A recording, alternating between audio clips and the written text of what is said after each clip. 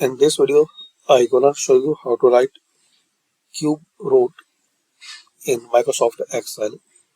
So you want to write this symbol in Excel. So there are some easy method: insert and equation.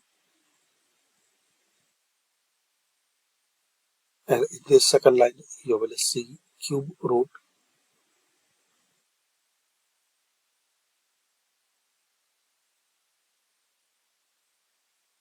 Fourth root and simple radical sign. So cube root you want to type. So you have to just select it. Another way, you have to write CBRT. So slash CBRT and space. Make sure you not click enter. Here you have to write press space bar.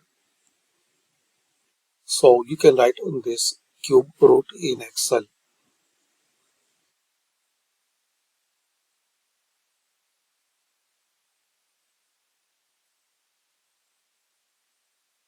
There are some more. You can see fourth root, radical sign, partial and complement symbol. So just select it which you need.